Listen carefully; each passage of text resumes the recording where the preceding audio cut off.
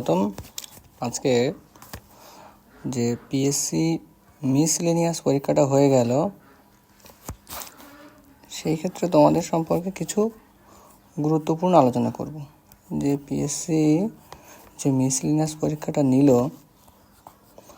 এই পরীক্ষাটার ক্ষেত্রে সকলেই একটা দুশ্চিন্তায় আছো যে আমাদের কাট অফ মার্কস কত যেতে পারে। স্বাভাবিকভাবেই একটা দুশ্চিন্তার বিষয় এটা। তো এক্ষেত্রে প্রথমে বলি যে 2.5 লাখের মতো ক্যান্ডিডেট ফর্ম ফিল আপ করেছিল এবং সেক্ষেত্রে অ্যাপিয়ার হয়েছে এর 40%। তাহলে দেখা যাচ্ছে যে মোটামুটি ওই 1 লাখের মতো এরা পরীক্ষা দিয়েছে। এবার এটা হলো পরীক্ষার বিষয়। এবার যদি আমরা ধরি যে কাট অফ কেমন যাবে, সরাসরি প্রসঙ্গে আসি। এই যে মিসলেনিয়াস, এটা ছিল 2023 ফর্ম ফিল আপ এবং পরীক্ষাটা হলো কখন না 2024। তো এই ক্ষেত্রে তোমাদের সব থেকে বড়ো কথা বলে রাখি যে কাট অফ নিয়ে যে সমস্ত চ্যানেলে আলোচনা চলছে সেগুলো সব দিকে নজর রাখো, কিন্তু অনেকে এই বিষয়টা ভুলে যাচ্ছে যে পিএসসিতে সকলেই সোজা কোশ্চেন বলছে, যেটা WBCS 2022 ক্ষেত্রে প্রিলিমসের ক্ষেত্রে ঘটনা ঘটেছিল। সেক্ষেত্রে সকলেই ঘটনা প্রসঙ্গে কথাটা বলেছিল 140 সবার প্রায় স্কোর, তাহলে কাট অফ সেবার যাওয়ার উচিত ছিল মিনিমাম 138, কিন্তু বাস্তবে প্রতিফলন দেখা গিয়েছিল যে 130 পয়েন্ট সামথিংই কাট অফ আটকে গেছিলো। মিসলেনিয়াসের ক্ষেত্রে একই জিনিস ঘটনা ঘটেছে যে 100টা কোশ্চেন, এই 100টা কোশ্চেনের মধ্যে 85টা কোশ্চেন সহজ ছিল, কিন্তু এই 85টা কোশ্চেনের মধ্যে 5টা থেকে 6টা কোশ্চেন ট্রিকি। এবং এই ক্ষেত্রে পিএসসি কী অ্যান্সার নেবে সেটা আমরা জানি না। তাহলে কিন্তু এই 80টা কোশ্চেন সহজ হলো, কিন্তু এই 80টা কোশ্চেনের মধ্যেও তোমাদের সকলের 6 থেকে 7টা নেগেটিভ অবশ্যই যাবে। এটা সব থেকে সর্বনিম্ন কম। অনেকের দেখলাম 6 থেকে 7টা ভেবেছে, কিন্তু বাড়িতে এসে দেখলো সে 15টা নেগেটিভ করেছে। আমি দেখেছি অনেককে।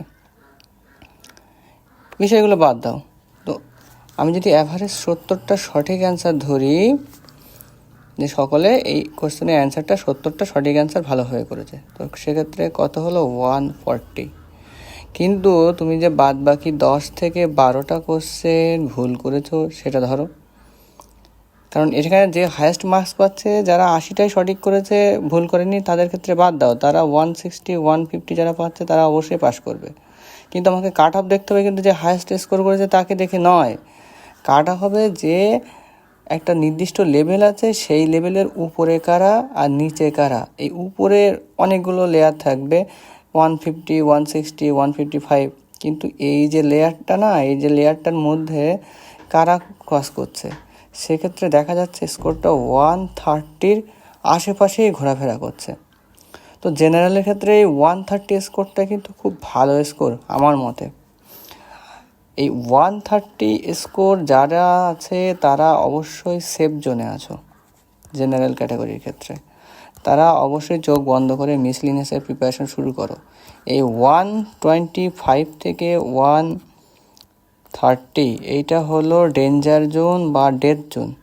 এই ডেথ জোন থেকে স্কোর করা খুব চাপের বিষয়, ঠিক আছে? তো এই ডেথ জোন যদি ক্রস করতে পারো সে অবশ্যই মিসলেনিয়াসের মেনে বসছো।